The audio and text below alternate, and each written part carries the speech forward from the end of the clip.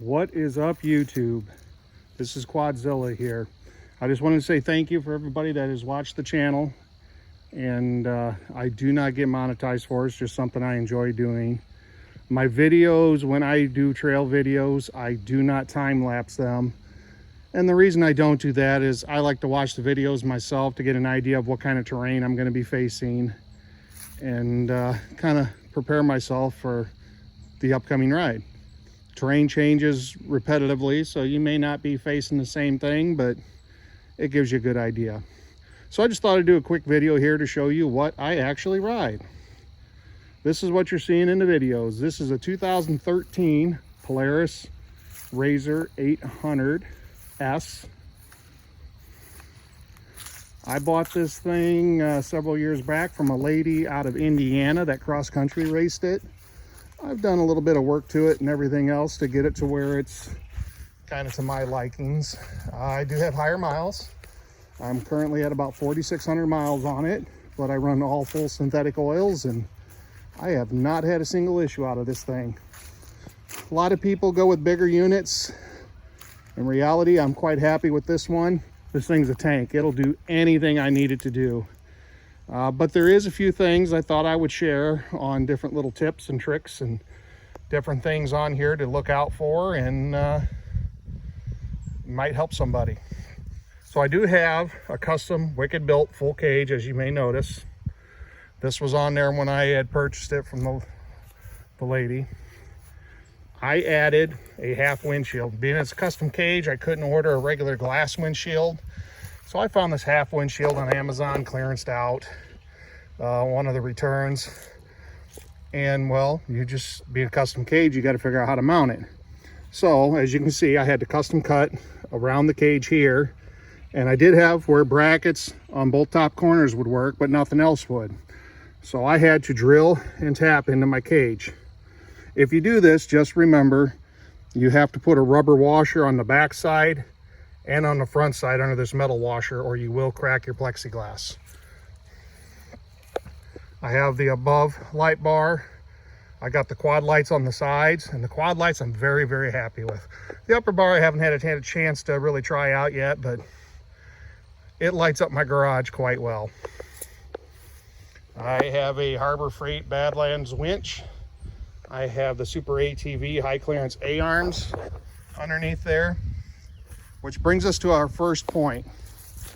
On these razors, especially the 800s, what you got to look out for if you go to purchase one of these things or if you're out riding yourself. These bolts here on the front to your A-arms on the top and down here on the bottom.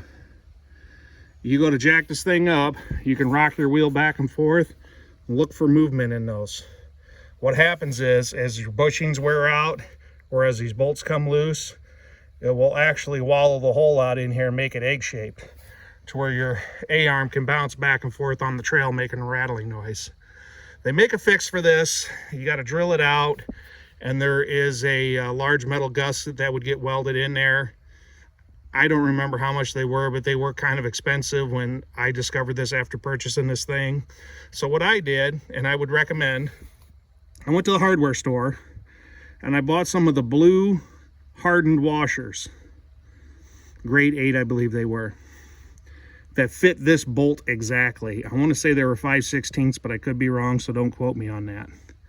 But they had to fit the bolt exactly. So then when I got back, I put the bolts in. I just lightly snugged them, rocked the wheel back and forth to find out where it liked its happy place. And then I came up and put a small tack weld up here on that washer.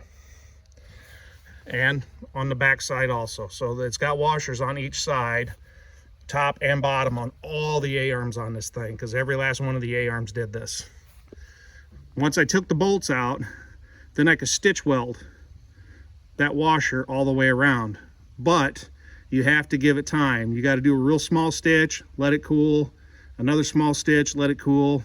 And you can jump around from side to side, but anybody that's done welding or understands how metallurgy works, if you heat that washer up too much, it just lost all of its hardness. So then you annealed it, and it's just as soft as the steel that you're welding it to, making it like a standard washer instead of being rigid. You don't want that. You want it to stay hardened to give you your most longevity. I've done that. I've never had a lick of issue since then. I've had to replace the carrier inside the front differential in here. The factory ones are plastic. Mine had disintegrated. Amazon had some aluminum cages. I put that in there, fixed a four-wheel drive issue. Another issue I had was bushings.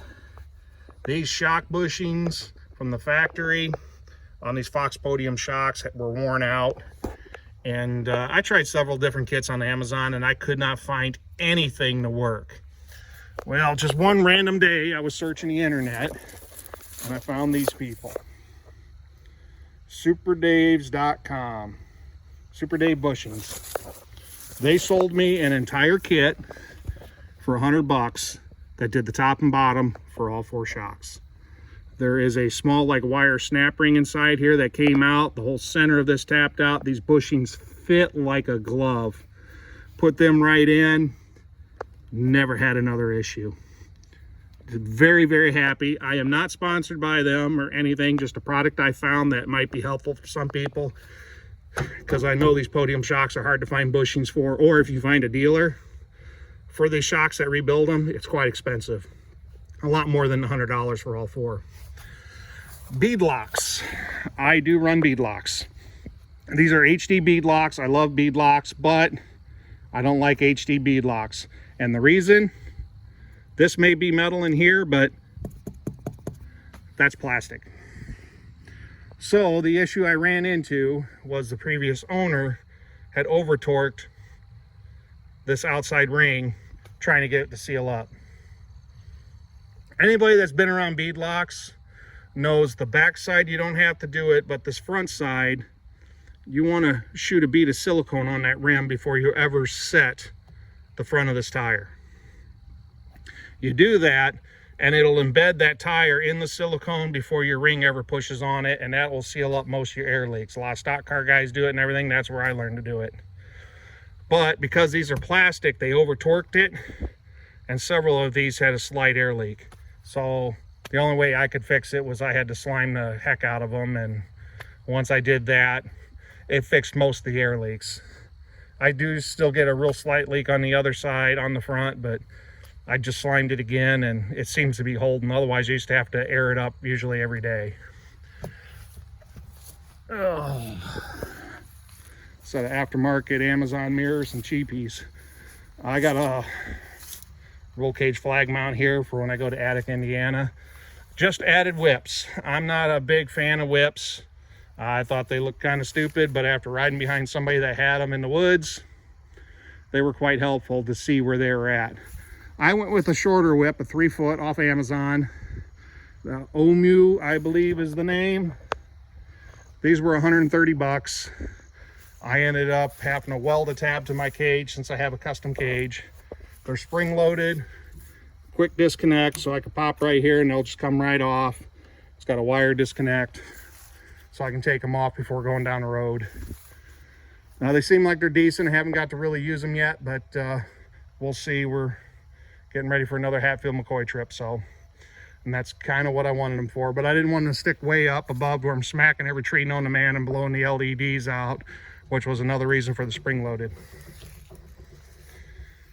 Okay, if you have issues with these things starting, one of the things to check is if you look way back in there, right there where the tip of my finger's at, that is a safety switch that's in your brake line. And that's what, with the wires connected to that, you have to press your brake in order for this thing to start. Now, that was not hooked up when I bought this, but being they raced it, they didn't want that on there. Because I will warn you, with that disconnected, this thing will start in any gear. You just hop in, hit the key, it starts right up. So if you're on the trail and you do have something to where this thing doesn't want to crank over, it could be your starter solenoid or it could be this. You can pop your seat off and you can reach right in there and get right to it. What I ended up doing was I ended up hooking the wires back up, and then I put a toggle switch under my seat so I can trip that toggle switch if it ever fails on me, and I'm good to go. But be warned, it will start in any gear. It will start without your foot on the brake, and your brake lights will be on all of the time. I have an aftermarket HMF Swamp Series exhaust. With this, I ended up wrapping the exhaust with some header wrap because I did not like how close it was to my fuel injection line. So that's something to keep an eye on.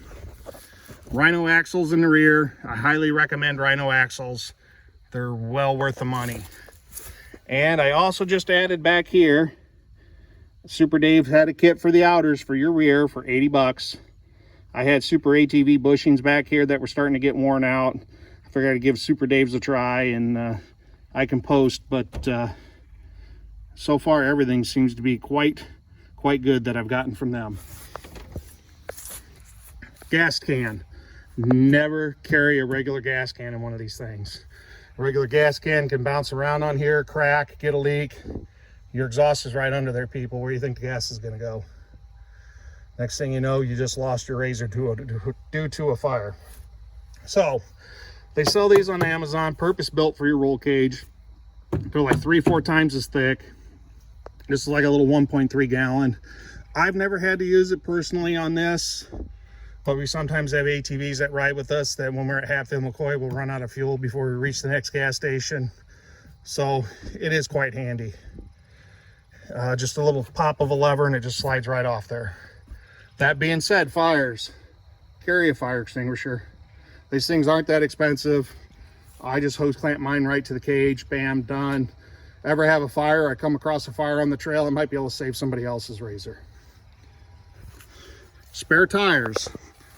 They make all kinds of different kits for these things, and yes, mine is a custom cage, so it might be a little bit different, but instead of spending the big money on some roll cage mounted stuff, I just went to the local Rural King hardware store and I picked up a spare tire mount for a car trailer. They're like 10 bucks.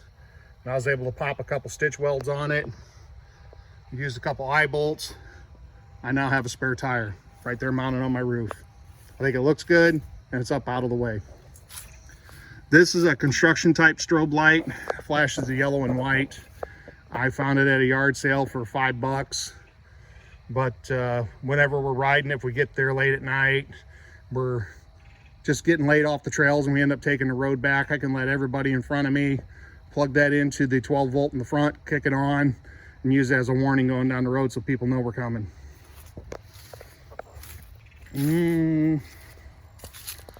We'll move over here to the inside. Now, a lot of people know that these RZRs have issues with floorboards. The lady was racing this and was almost impaled by a tree branch.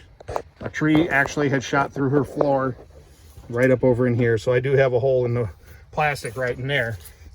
Well, they ended up installing a extra thick skid plate, but that skid plate actually doesn't make it out that far from right up by the wheel. So I found these on Amazon, on both sides.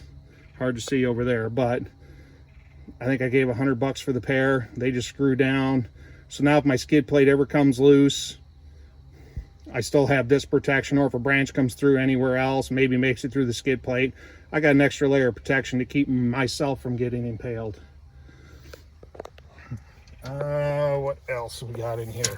If you run an aftermarket exhaust, they say slip-ons, you don't need it, but you need it. Let's be honest.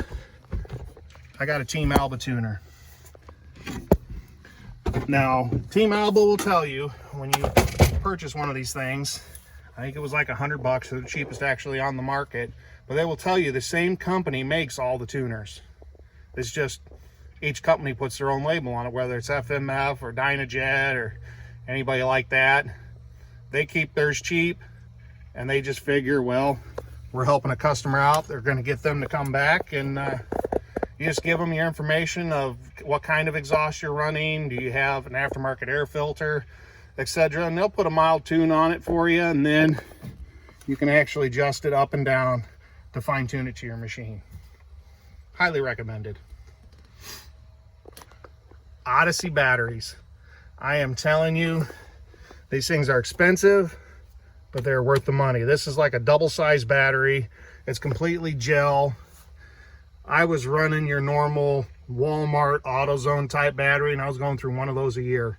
This sucker's been in here for over 4 years. I've never had a lick of issue out of it, and ample power. I have my relays and stuff here for my lights. And actually, I haven't installed it yet, but I got a dry box from Walmart. It's like $8 for like your cell phones, your wallets and everything. I'm actually gonna slit a notch in it, and I'm gonna put all of these relays inside that box, close it up so it's watertight and silicone where the wires came through. And then I'll never have to worry about any of these relays or this electrical gang or anything like that actually getting wet and getting damaged. But that is a quick overview of the ride. It is a nice RZR, and I think pretty much anybody that's had one of these would be quite pleased. I guess the only other thing I would add is any machine, doesn't matter whether it's a RZR or not, you got to give them some love. You got to do your preventative maintenance. You can't go on any machine and go out and just beat the hell out of them. This thing's been taken care of. Matter of fact, the 4,600 miles on it, I just checked the belt. This thing still has the factory belt on it, and the belt's nowhere near cracked or excessively worn. I do carry a spare belt, but it just doesn't need it. Your bearings on these, any of these machines, you think about how much mud and how much water you go through in these things. They sell a greaser for these RZRs and many other machines to where you can take your wheel off, and there is a nut and a cotter pin in there. You take those off along with loosening your brake caliper, and that hub will slide out. And then you can slide this aluminum piece in there, hook a grease gun to it, grease your bearings. Give your machine some love. There's a reason this thing has stayed this nice for being a 2013, and I don't beat the hell out of it, but I also don't make it a trailer queen either. This thing, see some stuff as you've seen in some of the videos. You take care of your stuff, it'll take care of you. And I guess with that, I'll go ahead and conclude this video. Everybody have fun, ride hard, be safe, and have a blessed day.